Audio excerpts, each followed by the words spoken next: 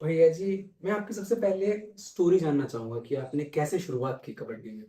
मैंने अपने गांव से ही शुरुआत करी। मेरे गांव में अच्छे खेलते थे, कबड्डी के भी पुराने प्लेयर बहुत अच्छे थे और बास्केटबॉल के बहुत अच्छे थे। तो मैंने अपने पुराने प्लेयरों को देख के कबड्डी की शुरुआत करी। और अपने गांव में जैसे स्कूल में जाते थे, गवर्नमेंट सीनियर सेकेंडरी स्कूल देला में, तो वहाँ पे हमारे पीटीआई सर सुशील कुमार जी गुरु जी जिन्होंने हमें कबड्डी में लाया। तो स्टार्टिंग में मैं बास्केटबॉल खेलता था, दो मेरे पास नेशनल भी है बास्केटबॉल के अंडर 14 की। तो वहाँ पे मैं साथ में कबड्डी भी खेलने लगा, तो मेरे को कबड्डी का शौक पड़ गया। तो बास्केटबॉल से कबड्डी में स्विच करना कैसा रहा आपके लिए लाइक? मेरे को कबड्डी अच्छी लगती थी खेलना, बहुत अच्छी गेम है कबड्डी। तो इसलिए मैं ऐसे स्विच कर गया, बास्केटबॉल भी खेला, मेरे को इतनी अच्छी नहीं लगी। जैसे स्टार्टिंग में बच्चे खेलना शुरुआत करते हैं, कोई क्रिकेट खेलना शुरुआत करता है, कोई कुछ खेलना, तो मेरे को बास्केटबॉल इतना नहीं लगा, तो मैं कबड्डी नहीं आ गया। तो जैसे आप प्रो कबड्डी में सेलेक्ट हुए, तो उसके पीछे की बैक स्टोरी क्या है कि आप सेलेक्ट कैसे हुए? मैं यहाँ से मेरी सिलेक्शन हुई, मैं अपने स्कूल में पढ़ता था जब, साईं हॉस्टल बिलासपुर में, स्पोर्ट्स अथॉरिटी ऑफ इंडिया जो हिमाचल का हॉस्टल है, तो वहाँ पे मेरी सिलेक्शन हुई। तो मैं वहाँ से जूनियर नेशनल खेलिए गया हिमाचल प्रदेश की टीम से, कैप्टन बन के गया था उस टाइम में। तो वहाँ से मेरी सिलेक्शन में, वहाँ पे मेरी अच्छी अच्छी परफॉर्मेंस आई हिमाचल की तरफ से, तो मेरी इंडिया कैंप के लिए सिलेक्शन हुई। तो मैं इंडिया कैंप में गया, वहाँ से मेरी इंडिया टीम ने जो हमारे 40 प्लेयर थे उसमें से 12 प्लेयर सेलेक्ट करे, तो मैं वहाँ से मेरी जूनियर के लिए सिलेक्शन हुई। तो फिर वहाँ से आपका कॉन्फिडेंस भी बूस्ट हुआ होगा। बिल्कुल बिल्कुल, उस टाइम प्रो कबड्डी भी चलती थी, पर हम उस टाइम जब खेलने वहाँ पे मेरा अच्छा प्रदर्शन रहा ईरान में, मैं बहुत बढ़िया खेला। तो हमारे जो 12 प्लेयर है उसमें से 3-4 प्लेयर हम प्रो कबड्डी में अलग अलग टीम में सेलेक्ट हुए थे। तो जो स्ट्रगल था कबड्डी में आने का, वो स्ट्रगल कितने सच? क्योंकि इसके लिए डाइट बहुत फॉलो करनी पड़ती है, डाइट, और काफी खर्चा भी आता है। तो आपके घर से काफी सपोर्ट थी कि मतलब क्या? हाँ देखो, घर से जितना हो सकता उतनी स्पोर्ट्स ही। वैसे तो मैं मिडिल क्लास फैमिली से था, जितनी मेरी मम्मी पापा सपोर्ट करते उतने ही करते थे, अपना दूध दही जितना था वो करते थे। पर कोई टाइम ऐसा भी था कि साथ वाले घर वालों से पैसे लेके हमने टूर्नामेंट खेलने जाना, टूर्नामेंट में प्राइज़ मिलना, तो फिर वो उनके वापस करने। क्योंकि मेरा डैडी दूध का काम करता था, तो मम्मी हाउस वाइफ थी। तो ऐसे था, स्ट्रगल तो बहुत करा, मैंने भी करा और मेरे माँ बाप ने भी बहुत करा। मैंने स्टोरी सुनी है कि जब आप साइन हुए थे प्रो कबड्डी के लिए, तो आप एयरपोर्ट पे साइन हुए थे। हाँ, जैसे कि हम ईरान से वापस खेल के आ रहे थे, तो श्रीनिवास रेड्डी कोच थे तेलुगु टाइटन के जब। तो हम मतलब एयरपोर्ट पे थे, उन्होंने मेरे को ऐसे पूछा भी, बेटा तू खेलेगा प्रो कबड्डी? हाँ, तो मैंने बोला हाँ सर ज़रूर खेलूँगा, क्योंकि इतना वो था भी प्रो कबड्डी खेलनी है। तो बोलते ठीक है बेटा, इधर ही साइन कर दे। तो मैंने उसी टाइम साइन कर दिए थे तेलुगु टाइटनिंग के लिए। तो फिर इसके ऑक्शंस क्या होते हैं? ऑक्शन से पहले आप साइन हो जाते हो? हाँ, जैसे कि NYP प्लेयर्स होते हैं तो उनके साइन हो जाते हैं, जो 22 साल से नीचे होते हैं प्लेयर, तो उनके साइन हम कर सकते हैं डायरेक्ट टीम में जाने के लिए। जो अच्छा प्लेयर है, वो कहीं का भी हो, गाँव में कुछ खेला हो ना खेला हो, जो अच्छा है उसके डायरेक्ट साइन कोच करवा सकते हैं। हाँ जी।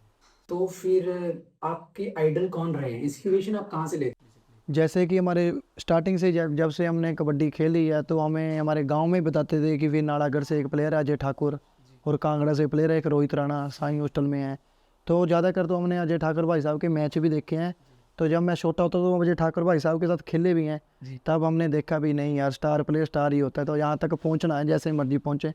तो तब से हमारे वही है, उनको देख के हम बने हैं। हैं? तो मतलब अभी आप काफी बड़े स्टार हो, तो कुछ कोई ऐसा फैन मोमेंट रहा है आपका कि कोई क्रेजी हो गया हो आपके पीछे कोई फैन? फैन का तो बहुत होता है क्रेजी, पर जैसे कि हमारे घर में गिफ्ट भेजते रहते हैं ऐसे ही, तो मेरे को तो पता ही नहीं लगता कौन भेज रहा है।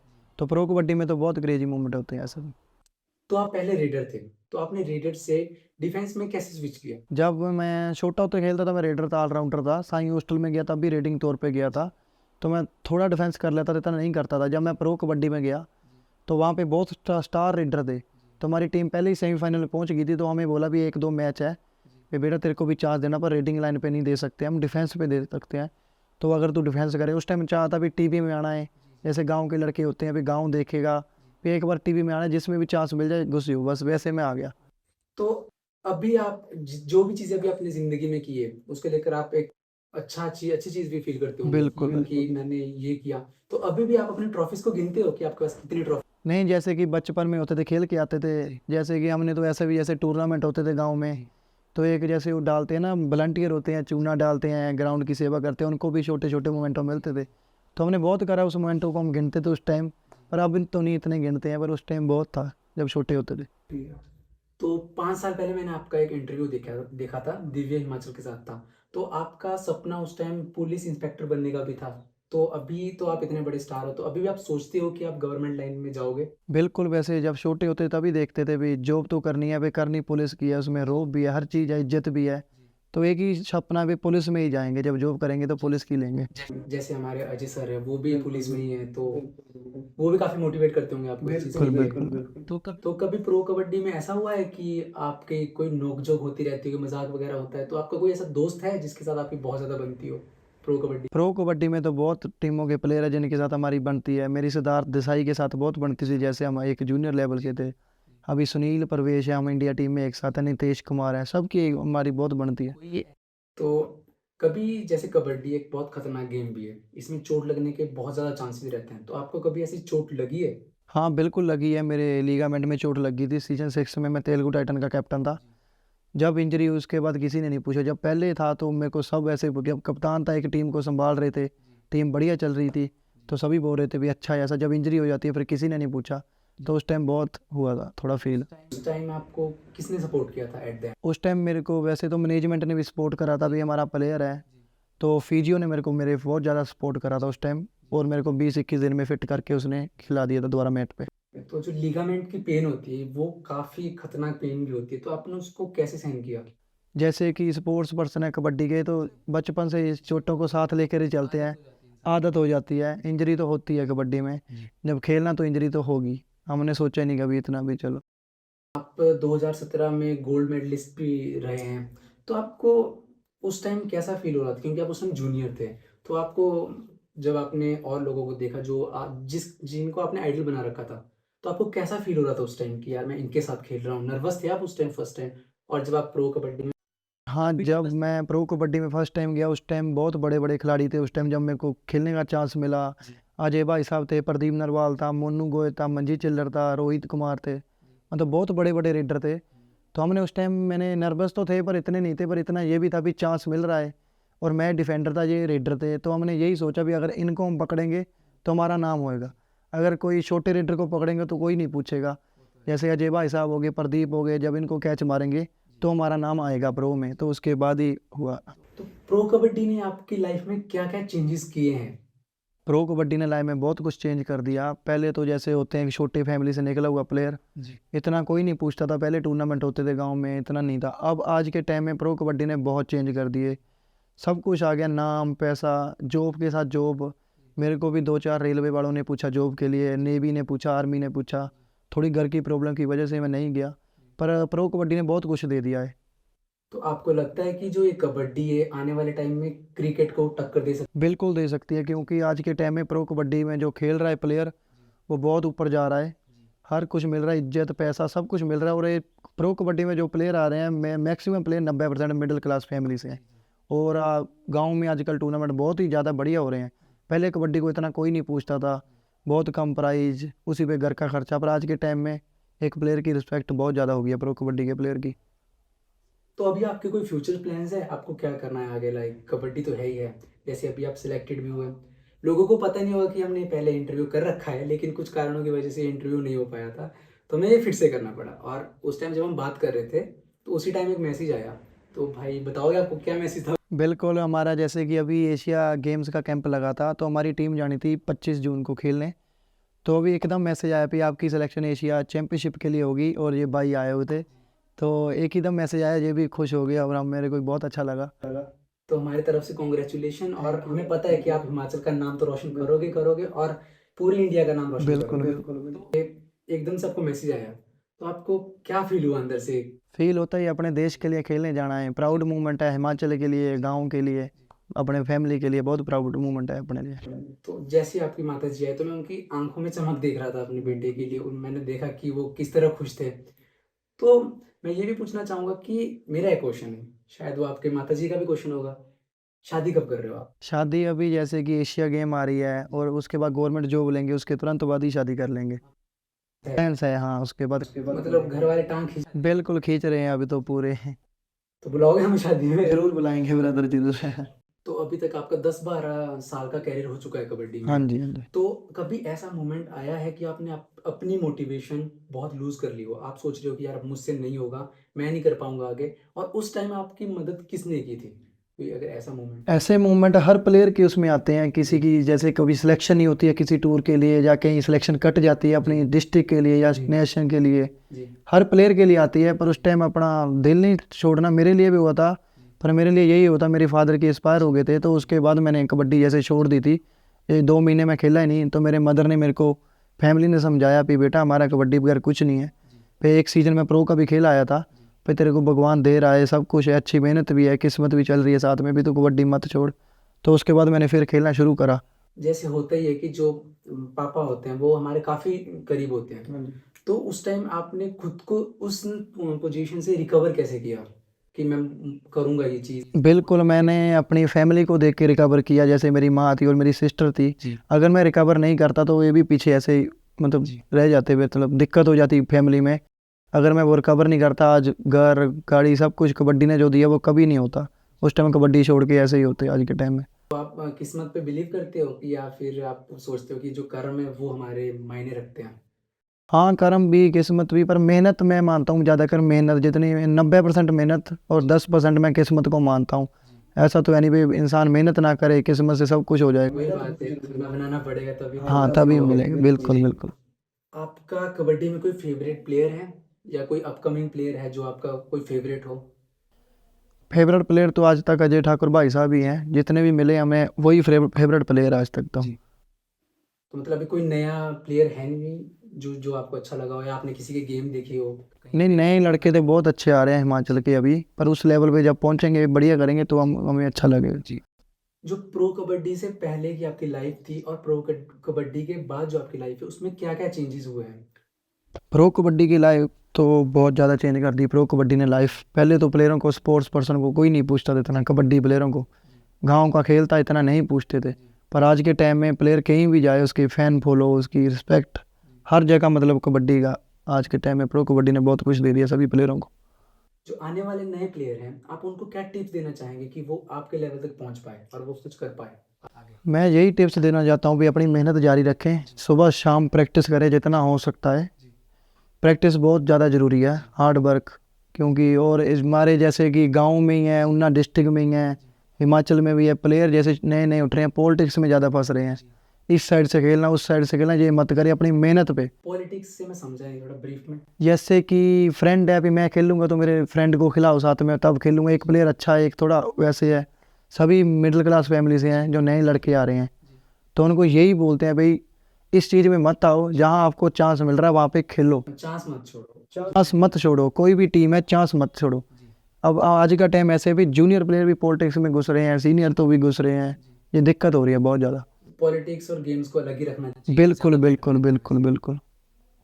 आपका कोई ऐसा फ्रेंड रहा है बचपन से जिसने आपको हमेशा के मतलब मोटिवेट किया है? कोई एक ऐसा फ्रेंड? हाँ, मेरे 3-4 दोस्त हैं, हम बचपन से 14-15 साल से एक साथ हैं। एक अंकुश हरी है, एक शिवम है नेवी में लड़का, और एक सतिंदर सिंह है, बिंदर फौजी है, वो है। 4-5 दोस्त है जो मेरे को मोटिवेट ही करते आ रहे हैं, और खुद नहीं खेलते हैं, वैसे मोटिवेट ही करते मतलब देखा जाए तो अपने दोस्तों का भी काफी इम्पैक्ट पड़ता है आपकी लाइफ में। हैं। बिल्कुल बिल्कुल पड़ रहा है मेरे का उनका। जैसे कि मैं कभी टूर्नामेंट में जाता हूँ, कभी मैं प्रैक्टिस छोड़ दूँ और अगले दिन टूर्नामेंट और मेरी परफॉर्मेंस ना आए, तो मेरे को बिठा के आज भी वो गाली दे देते हैं, अभी तैने ऐसा गलत किया भाई, तू मेहनत नहीं कर रहा होगा। मेरे को समझाते हैं, मैं जैसे बोलते हैं एक डर जरूरी है, उनका डर है ऊपर। इस टाइप में बोला जाए तो माँ बाप की गाली और दोस्तों की गाली दवा टाइप की बिल्कुल बिल्कुल बिल्कुल बिल्कुल दोस्त भी अच्छे हो उस टाइप बिल्कुल बिल्कुल। तो आप हॉस्टल लाइफ में भी रहे हो और जितने मेरे दोस्त हैं जो वो बताते हैं हॉस्टल लाइफ में काफी ऐसी चीजें होती है जो मतलब सोच के अभी भी हंसी आती है। तो आपके कुछ ऐसे मोमेंट्स रहे हैं और आपने अपनी हॉस्टल लाइफ से क्या क्या चीजें सीखी है जो आप हमें बता सकते हैं कि हम कुछ सीख सकें उससे? हॉस्टल लाइफ में सबसे पहले तो रिस्पेक्ट करनी सीखी जूनियर सीनियर की, वो हमने रैगिंग होती थी वहाँ पे? नहीं, अब हम गए तब तो नहीं होती थी, पर सीनियर जूनियर की रिस्पेक्ट करनी सीखी हमने। वहाँ पे हर सीनियर की रिस्पेक्ट होती है, ये हमें गांव में नहीं था पता इतना, फिर वहाँ पे जाके ये चीज़ सीखी। मस्ती होती थी वहाँ पे, प्रैक्टिस के बाद मस्ती होती थी हॉस्टल में, जैसे कि एक साथ ही 15-15 प्लेयर नहा रहे हैं, ये मस्ती होती थी, कपड़े धो रहे हैं, ये मस्ती होती थी हॉस्टल में। और हार्ड वर्क तो होता ही है हॉस्टलों में प्रैक्टिस का। कबड्डी जैसे जो गेम है तो कभी ऐसा हुआ है लड़ाई वगैरह हुई हो किसी के साथ कि पॉइंट ज्यादा हो गए कम हो गए, वैसे लड़ाई हुई है? हाँ, नॉर्मल लोकल टूर्नामेंट में ऐसा चलता है, जैसे कि कोई प्लेयर झूठ बोल देता है तो रिजेक्शन कर देते हैं, तो इसमें थोड़ा बहस बसाई हो जाती है, पर बहुत सीमित ग्राउंड तक होती है। ऐसा नहीं हुआ है कभी कि बाहर मिल तुझे, मैं देखता हूँ, कुछ ऐसा ही नहीं हुआ कभी? नहीं, बीच में प्लेयर कर देते हैं पर हम इग्नोर मार देते हैं उन चीज़ों को। हम ग्राउंड की बात ग्राउंड में छोड़ देते हैं, हम बाहर भाई हैं और अंदर जो हुआ वो खत्म। क्योंकि अगर आगे बढ़ना है तो इन चीज़ों से पीछे बिल्कुल, हम तो इग्नोर मारते हैं इन जो चीज़ों कि को। ज़्यादा सही रहता है वैसे। बिल्कुल बिल्कुल। तो प्रो कबड्डी से पहले आपने कितने नेशनल लगा लिए थे? जैसे मैंने सब जूनियर थी उसमें मेरे 3 नेशनल है, अंडर 17 में मेरे 2 नेशनल है, जूनियर में मेरे 4 नेशनल है और सीनियर नेशनल में मेरे 6 नेशनल है और मेरे 3 इंटरनेशनल टूर है। तो अभी देखा जाए, अभी ही आपको मैसेज आया कि आप एशियन चैंपियनशिप में सिलेक्ट हो चुके हैं, जो कोरिया के लिए जा रही है टीम। तो आपने उस लेवल की तैयारी कैसे की है? मतलब आप पूरे माइंडली फिट हो? हाँ बिल्कुल बिल्कुल। करके आऊँगा। बिल्कुल, हम जैसे कि हमारा पहले कैंप लगता है, प्रैक्टिस कैंप लगता है, तो वहाँ से देखते हैं, सिलेक्शन करते हैं। तो हम पहले ही हार्ड वर्क शुरू कर दिया था, हमें पता था भी ये टूर यहाँ आ रहा है, तो उस लेवल से हम पहले फिट होके जा रहे हैं भी ये टूर खेलना है जैसे मर्जी हो। जैसे अभी तो आपके पास पूरी टीम है आपकी डाइटिंग के लिए, हर चीज़ के लिए। जब आप पहले नॉर्मल प्लेयर थे, तो अपने आप अपनी डाइट को कैसे फॉलो करते थे, कैसे मेंटेन करते थे? जब छोटे होते थे तब इतना डाइट नहीं होती थी, जैसे कि दूध दही यही होता था घर में और यही खाया हमने। और उसी की वजह से आज यहाँ आज पे है। यहाँ पे हैं। तो आजकल लोग जैसे काफ़ी ड्रग्स वगैरह स्टेरॉइड्स ले रहे हैं, तो आप ये तो बहुत गलत चीज़ है, जैसे सिर्फ माइंड की गेम है पे हमने कुछ खाया है। वैसे कोई प्लेयर है, अब हम खेलते हैं, हम सीनियर प्लेयर है, मेरा कोई जूनियर प्लेयर है, मैं वैसे उसको नॉर्मल पानी भी दे दूँ अपने हाथ से भी इसमें मैंने कुछ डाला है, तू पी के खेल, वो बढ़िया ही खेल जाएगा। उसको ऐसे फील हो जाएगा भी दिमाग की गेम है, फिर मैंने कुछ खाया है, बस मेरे को भाई ने दिया और मैंने खाया और मैं खेल गया। तो कई बार डॉक्टर भी ऐसा ही करते हैं, वो मीठी गोली दे देते हैं कि आपका इससे आराम हो जाएगा, और दिमाग को लगता है कि बिल्कुल, आराम हो गया। वो ये सिर्फ दिमाग की गेम है, ऐसा कुछ नहीं है, ड्रग्स तो करना ही नहीं चाहिए। जी। तो जब आप ग्राउंड में होते हो, तो आप किस मेंटेलिटी से खेलते हो? अपना कॉन्फिडेंस फुल अप करके खेलते हैं, क्योंकि हमने हार्ड वर्क इतना करा है पे हम सामने वाले से इतना प्रेशर नहीं मानते उसका, पे कोई भी हो सामने, हमने वर्क हार्ड वर्क ही इतना करा है भी कोई प्रेशर नहीं उसका, कोई भी हम उसको कैच मारेंगे, जो होगा देखा जाएगा। देखा जाएगा, अपना 100 देंगे। तो अभी तक आपने प्रो कबड्डी में कितनी कितनी टीमों से मैच खेले हैं? मैंने 6 सीजन खेल लिए हैं प्रो कबड्डी के, 5 सीजन मैं तेलुगु टाइटन टीम से खेला हूँ और 1 सीजन पुनेरी पल्टन की तरफ से खेला। तो 2021 या 22 में?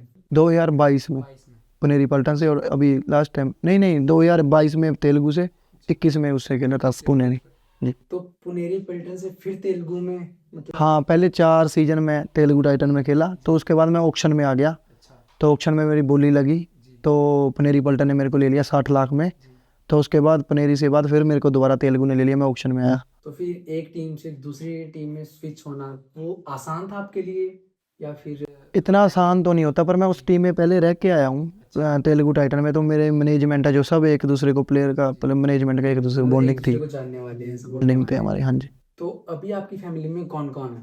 मेरी फैमिली में मेरी मदर है, मेरी सिस्टर थे, उनकी मैरिज होगी, और मेरा एक चाचा है, अभी फिलहाल में हम गाँव में रहते हैं। तो मतलब देखा जाए तो आपको शादी करने की तो ज़रूरत है। बिल्कुल है, इसी के लिए घर वाले फोर्स कर रहे हैं, तो अभी करेंगे, जॉब लेंगे उसकी तुरंत बाद आपको खुशखबरी दे देंगे। कोई ना, हमें भी बुलाना फिर। जरूर जरूर जरूर।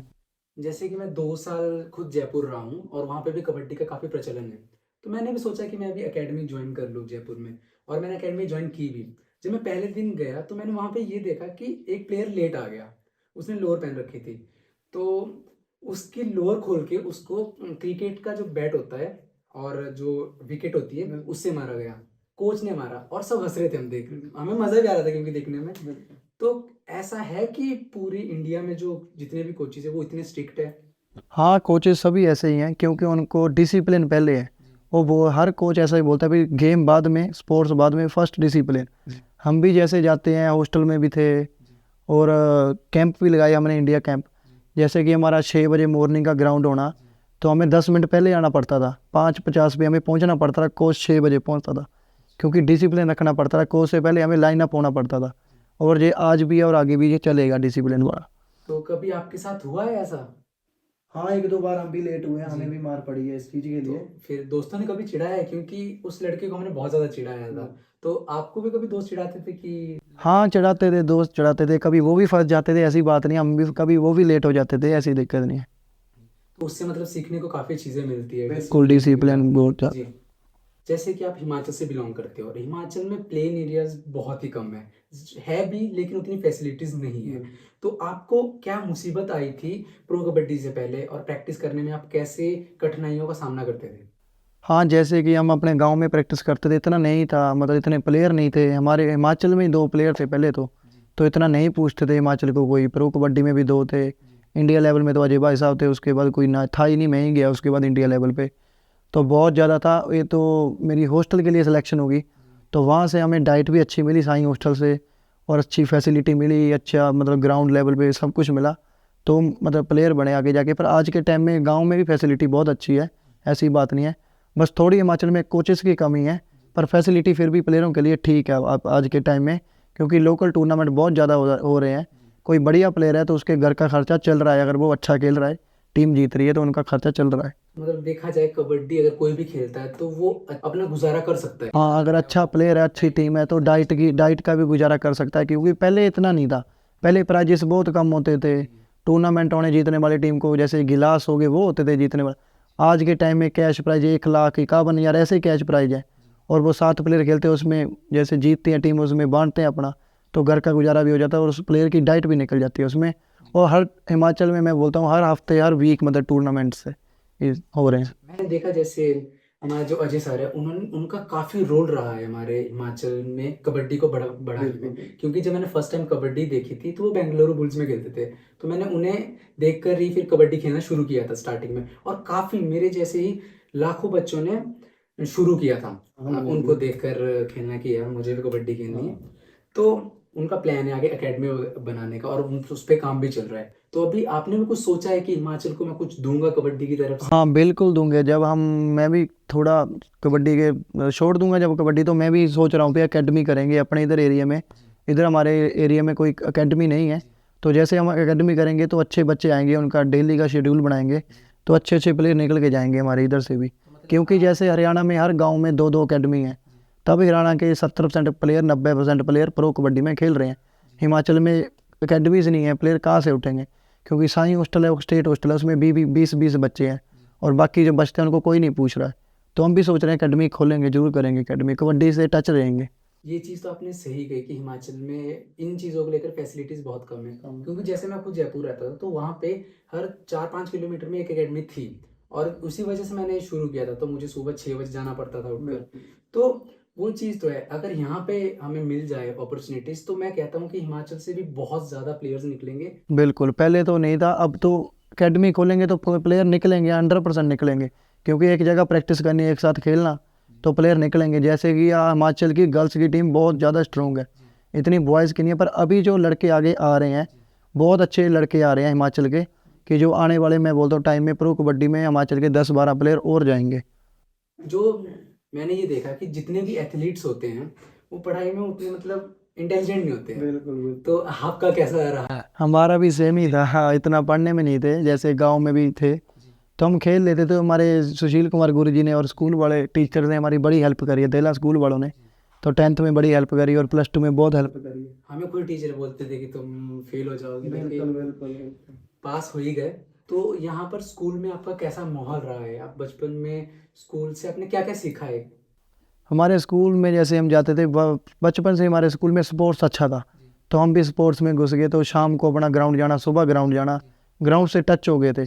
हमारे अब भी ग्राउंड में 60-70 बच्चे सुबह और सुबह भी शाम को दोनों टाइम आते हैं, और सुशील कुमार गुरु जी उनकी प्रैक्टिस कराते हैं, कबड्डी बास्केटबॉल की, दोनों की। तो आपके गुरुजी का भी काफी अच्छा रोल रहा है। बहुत ज़्यादा रोल है उनका, हमें प्लेयर निकालने के लिए, जैसे हम निकले तो उनका ही रोल है, मतलब। कहा जाता है कि एक शिष्य को बनाने में गुरु का बहुत बड़ा हाथ होता है। बिल्कुल बिल्कुल। जी। तो और हम उस रोल को भूल भी नहीं सकते जो गुरु का रोल हमारी जिंदगी में होता है। जैसे आपने कहा कि आपके 10 से 12 साल हो चुके हैं कबड्डी कैरियर में, तो बचपन से लेकर और अभी तक आपके काफी कोचेज रहे होंगे, काफी गुरु रहे होंगे जिन्होंने आपकी मदद की। वो कौन कौन गुरु थे जिनका नाम मैं भी सुनना चाहूंगा कि आप इतने महान प्लेयर बने? जिन एक तो हमारे सुशील कुमार गुरु जी थे जो PTI देला में थे, एक उनकी बदौलत हम साईं हॉस्टल में पहुंचे। तो साईं हॉस्टल में हमारे कोच साहब श्री जयपाल चंदेल सिंह जो दोबोटा से हैं, वो थे, अब तो रिटायर हो गए हैं वो हॉस्टल से। और नंदलाल ठाकर जी थे जो बिलासपुर से थे। इन्होंने मेरी बड़ी हेल्प करी है, तीनों कोचों ने। और उसके बाद आगे तो कोचेस बदलते रहे, इंडिया टीम में जैसे गए तो कोचेस बदलते रहे, पर स्टार्टिंग के ये तीनों कोचों ने मेरी बड़ी हेल्प करी है। जैसे कि इंडिया की जो कबड्डी का अभी ग्राफ है वो बढ़ता ही जा रहा है, और अभी आपका कौन सी चैंपियनशिप है? एशियन कौन सी चैंपियनशिप? एशिया चैंपियनशिप हो रही है ये कोरिया में, लास्ट टाइम भी हुआ था, तो उस टाइम भी हमारी इंडिया टीम खेलने गई थी, ईरान में गए थे। तो उस टाइम हम हिमाचल के 2 प्लेयर थे, एक मैं था, एक अजय भाई साहब थे। तो अजय भाई साहब उस टाइम कैप्टन थे इंडिया टीम के। तो उस टाइम हम गोल्ड जीते थे, पाकिस्तान के साथ हमारा फाइनल हुआ था। तो उसके बाद आज 5 साल बाद ये एशिया चैम्पियनशिप का दोबारा टूर आया, तो आज मैं जा रहा हूँ उस टूर में तो दोबारा। इस बारी आप लेके आ रहे हो मेडल। हाँ, जरूर मेडल लाएंगे जी। इंडिया के लिए। प्रो कबड्डी से पहले आपने कितने गवर्नमेंट मैचेस और लोकल मैचेस खेले हैं? लोकल टूर्नामेंट तो मैं आज भी खेलता हूँ, अभी भी मेरे को अच्छा लगता है लोकल टूर्नामेंट खेलना। क्योंकि अगर नहीं खेलें तो कई सोचते हैं, मतलब गांव के हो गए या बाहर के, भी ये बहुत बड़ा प्लेयर हो गया नहीं खेल रहा है। अगर खेलें तो बोलते हैं जी इतने कैश प्राइज के लिए खेल रहा है, कितना कम कैश प्राइज है फिर भी खेल रहा है। तो मैं तो यही चाहता हूँ कि मैं अपने गांव की टीम के साथ अब भी खेलता हूँ, कि वो भी मोटिवेट हो आगे आएँ। तो मैं आज भी खेलता हूँ। टूर्नामेंट तो मैंने बहुत खेले हैं, लोकल तो 300-400 टूर्नामेंट मैंने बचपन से अभी तक लोकल तो खेल ही लिए उन्हें। और गवर्नमेंट टूर्नामेंट भी बहुत ज़्यादा खेल लिए हैं, 50-100 टूर्नामेंट गवर्नमेंट खेल लिए हैं। जब हम स्ट्रगल कर रहे होते हैं, जैसे मेरा भी अभी स्ट्रगलिंग टाइम ही है, तो कई बार ऐसा होता है कि पूरे रात भर हम सोचते रहते हैं, नींद तक नहीं आती है कि यार क्या होगा, कैसे करेंगे, पढ़ाई भी कर रहा हूँ और चीज़ें भी कर रहा हूँ, नहीं हो रही है, मैच नहीं हो रही है। तो कभी आपके साथ भी होता था कि मैं कैसे करूँगा आगे, और अभी उसकी क्या सिचुएशन है? हम भी सोचते थे जब खेलते थे बचपन में भी, यहाँ तक पहुँचना है, पे जैसे मर्जी है मेहनत करनी है। हमने बहुत ज़्यादा मेहनत करी। अगर कोई 2 घंटे प्रैक्टिस कर रहा है हॉस्टल में, तो मैं 3 घंटे करता था। अभी नहीं यार, हमारे से बहुत अच्छे अच्छे प्लेयर हॉस्टल में थे पहले ही। तो हमें ऐसा होता था हॉस्टल में एक दूसरे की रेस होती थी, भाई इस प्लेयर को इसने काटना, आगे निकलना उससे। जैसे हम रेडर थे पहले, तो हमारे हॉस्टल में पहले स्टार रेडर पड़े थे। तो जब हम उनसे थोड़ा ज़्यादा मेहनत करेंगे, तो ज़्यादा ही हमारा प्रैक्टिस करेंगे, हार्ड वर्क करेंगे, तो मैच में ज़्यादा हमारा रिजल्ट ऑटोमेटिक ही आएगा। तो ऐसे हम करते ही थे, हमारी रेस होती थी। तो मेहनत करी, दबा के करी जितनी करी, जब तक आज भी कर रहे हैं। तो आप मतलब कबड्डी है वो एक कंपटीशन का गेम है, तो आप कंपटीशन से क्या सीखे हो, आप सामने वाले से क्या सीखते हो? यही है, अभी कंपटीशन तो बहुत ज़्यादा है कबड्डी में। क्योंकि अभी इंडिया कैंप ही था हाल में, हम 4 लेफ्ट में लेफ़्ट कॉर्नर खेलता हूँ, जैसे 4 थे हाल ही में लेफ़्ट कॉर्नर। उसमें से मेरी सिंगल की सिलेक्शन हुई, 3 प्लेयर कट गए। तो सभी ने हार्ड वर्क करा है, फ़र्क सिर्फ 19-21 का होता है बस। हार्ड वर्क और किस्मत यहाँ काम आती है, 19-21 का फ़र्क है। तो जिसकी ज़्यादा मेहनत भी है, भगवान फिर उसका साथ देता है। किस्मत का भी अगर आप रोल मान बिल्कुल बिल्कुल, क्योंकि इंडिया कैंप में सभी प्लेयर 40 प्लेयर टॉप इंडिया के प्लेयर, 19-21 का फ़र्क होता है। तो किस्मत भी वहाँ पे थोड़ी साथ देती है। तो जैसे कि जो जब भी प्रो कबड्डी का सीजन आता है तो 3 महीने लगातार चलता है, तो उसमें आपकी क्या प्रैक्टिस रहती है और क्या शेड्यूल रहता है? जैसे कि हमारा 1.5 महीने पहले, 2-1.5 महीने पहले कैंप लग जाता है। स्टार्टिंग में हमारी फिटनेस होती है, तो फिटनेस के बाद प्रैक्टिस करते हैं, उसके बाद प्रो में खेलते हैं। ऐसे ही और कैंपों में भी है, पहले हार्ड वर्क होता है, पहले फिटनेस कैंप हर चीज़ होती है, उसके बाद सिलेक्शन होती है। तो ऐसे ही चलता है इनमें। तो अभी तो आपके कैंप पे, तो वो जो टूर्नामेंट होगा वो होगा कब? अभी जून 25 को हो रहा है, वो 25 से 30 हो रहा है, कोरिया में हो रहा है। तो अभी 1 महीने का हमारा और कैंप लगेगा, इसी टीम का जो सिलेक्ट हुई है इनका कैंप लग रहा है। तो मतलब आप 1 तारीख से यहाँ से चले जाओगे? जब भी हमें कॉल आएगी तो हम निकल जाएंगे। वैसे बोल रहे हैं 30 या 1 से आ जाएगी, जैसे भी जब आती है। तो वो एक्साइटमेंट रहती है अंदर की मुझे जानना है, लाइक उस तरह? हाँ बिल्कुल रहती है। अभी देश के लिए खेलने जाना है, पहले भी गए हैं, तो जाना है। वहाँ पे बहुत खुशी होती है जब अपना देश जीतता है और हमारा झंडा जब ऊपर जाता है, वहाँ पे बहुत प्राउड फील होता है। जैसे कि आप कबड्डी खेलते हो, तो कबड्डी में आपको इधर उधर भी बहुत जाना पड़ता है, काफ़ी अच्छे अच्छे प्लेसेस आपको देखने को मिलती है, काफ़ी प्यारी प्यारी जगह। उसमें से कोई ऐसी जगह है जिस जगह ने आपका दिल जीत लिया हो कि क्या प्यारी जगह है? वैसे तो हमारा हिमाचल ही बहुत सुंदर है। वैसे मैं जब उधर ईरान में गया था, तो मेरे को बहुत अच्छा लगा। ईरान का वेदर बहुत अच्छा था, सेम जैसे हमारा कुल्लू मनाली लेह लद्दाख हो गया, ऐसा था। तो मेरे को बहुत अच्छा लगा ईरान में। अगर फिर भी देखा जाए अपने जैसा इलाका ही अच्छा लगा। अपने जैसा, अपना घर जैसा तो वैसे है ही कुछ नहीं है, घर जैसी कोई रीज़ नहीं। हाँ जी। तो जैसे मैंने अभी बोला आप घूमते बहुत ज़्यादा हो, तो आप जिन लोगों के साथ रहते हो, आप उन लोगों से क्या सीखते हो? अलग अलग जगह पे आपको अलग अलग लोग मिलते होंगे, तो कभी ऐसा भी होता है कि किसी इंसान ने आपको बहुत ज़्यादा वो कर दिया, खुश कर दिया कि यार ये कैसा इंसान है, लाइक इस तरह, जिससे आप? हाँ, जैसे कि हम ईरान में खेलने जाते हैं, जब प्रो कबड्डी में ईरान के प्लेयर हैं, बहुत अच्छे हैं। हम एक दूसरे के साथ मिलजुल के रहते हैं। उनको हमारी लैंग्वेज समझ नहीं आती, हमें उनकी नहीं आती, तो हंसी मजाक हम बहुत करते हैं, एक दूसरे को समझाते हैं। जैसे कई बार लैंग्वेज बैरियर बैरियर आता है, तो मजाक भी बहुत ज्यादा उड़ाते हैं, जैसे मॉक करने वाली बात आ जाए, तो आपने कभी उड़ाया है किसी प्लेयर को? हाँ, मैंने मोहसिन प्लेयर है एक ईरान का, मकसूदलू मोहसिन प्लेयर है। हम एक दूसरे के साथ बहुत करते हैं। वो अपने ईरान में ईरानी भाषा में जैसे गाली दे दी, हमने अपनी में दे दी, ऐसे ऐसे ही मजाक करते हैं। वैसे इतना सीरियस नहीं होता वो, जैसे नहीं, सीरियस नहीं होता है, बिल्कुल बिल्कुल। कोई ऐसे प्लेयर के साथ आपने टाइम स्पेंड किया हो जो आपको अभी भी याद हो उनकी बातें? ऐसे तो मैंने याद तो जैसे हमारे सीनियर प्लेयर हैं उनके साथ रहना ही याद रखते हैं। तो हमारा 2018 में एशिया गेम का कैंप लगा था, तो उसमें हमारा 3 मंथ का कैंप था। तो उसमें मेरे साथ अजय भाई साहब थे। तो हमारा कैंप सोनीपत में लगा था। तो जैसे फर्स्ट कैंप था उसमें 40 प्लेयर थे, तो मैं अजय भाई साहब के साथ ही जाता था नालागढ़ से उनकी गाड़ी में सोनीपत तक। तो जैसे हमने जाना भी तो वापस भी आना कैंप के बाद। तो हमारे 3 कैंप लगे थे। तो अजय भाई साहब बहुत अच्छा मोटिवेट करते हैं। जैसे हमारे नए लड़के आने वाले उनको जैसे बहुत ज़्यादा अच्छा मोटिवेट करते हैं। प्रो कबड्डी में भी करते हैं, जैसे वो दूसरी टीम में भी खेल रहे हो तो अपना जैसे हिमाचल का कोई भी खिलाड़ी हो कहाँ का भी हो उनको मोटिवेट करते हैं, भाई तुम खेलो यार, अच्छा करो, इतने बड़े प्लेटफॉर्म में अपनी स्टेट से निकले हो, छोटी स्टेट से निकले हैं प्लेयर, भाई अच्छा करो। वो अपना एक्सपीरियंस देते हैं। अगर कोई सीनियर प्लेयर हमें कुछ बोलता है तो अजय भाई साहब उनको बोलते हैं और इनको नहीं बोलना है, दबके नहीं रहना किसी प्लेयर से, चाहे कोई भी है। मतलब फुली सपोर्ट करते हैं, बाहर कोई भी प्लेयर हो हिमाचल का उनको। तो मोटिवेशन भी बहुत ज़रूरी होता है। बिल्कुल, अगर आप बिल्कुल। किसी प्लेयर के अंदर मोटिवेशन डाल सकते हो बिल्कुल। वो, क्योंकि पहले देखा जाए जब यूथ पे जाते थे लोग तो वो अपने सैनिकों को मोटिवेट करता था, बिल्कुल। राजा मोटिवेट करता था। हाँ। तो उसी तरह कोचेज है, तो हाँ। वो भी आपको मोटिवेट ही करते हैं। बिल्कुल। तो मोटिवेशन का किस हद तक आपकी ज़िंदगी में एक प्रभाव रहता है? बहुत ज़्यादा रहता है। कोई भी मोटिवेशन करे मैच से पहले कर दे। कोचेस तो हमें करते ही है, इंडिया टीम का मैच होता है उससे पहले बहुत ज़्यादा मोटिवेशन करते हैं। फिर बेटा इज्जत की बात है, आप 12 की नहीं हम 2-14 2 कोच हो गए, पूरे देश की बात है। जहाँ पे हारना नहीं है, जो मर्जी हो जाए बस जीत चाहिए, चाहे जैसे मर्जी जीतो, कट जाओ मर जाओ जो मर्जी, इतना मोटिवेशन करते हैं मतलब। और प्लेयर उसे जज्बे के साथ अंदर जाते हैं खेलने और फिर अच्छा ही करते हैं। तो जब भी आप ग्राउंड में उतरते हो तो आप किस मेंटेलिटी से उतरते हो कि मुझे ये करना है, मैं इस तरह करूँगा, या फिर आप सामने वाले प्लेयर्स से 2 कदम आगे कैसे रहते हो? ये तो अपना जो हार्ड वर्क है उसी की वजह से रहते हैं। जितनी मैंने प्रैक्टिस करी है, सामने कोई भी प्लेयर हो, हमने कभी इतनी लोड नहीं लिया। अभी ये कोई बढ़िया प्लेयर है, हमें अपने हार्ड वर्क पे भरोसा है भी यार हम इसको पकड़ सकते हैं या कैच लगा सकते हैं, तो हम इसलिए उसी मेंटली से जाते हैं सामने खेलने। जब सिग्मा मेंटालिटी कह सकते हो कि बंदा बिल्कुल। आएगा तो हम जाएगा। जाएगा नहीं, अपने आप पे इतना भरोसा है, मेहनत हमने इतनी करी है, अगर उसने ज़्यादा करी होगी तो वो निकल जाएगा। बिल्कुल। कॉन्फिडेंस भी होना बहुत ज़रूरी है। हम फॉलो अप ही रखते हैं कभी भी। हाँ। तो आज का पॉडकास्ट हम यहीं ख़त्म करते हैं। तो उससे पहले आप जो भी अपकमिंग स्टार्स हैं, आने वाले स्टार्स हैं, आप उनको क्या संदेश देना चाहोगे?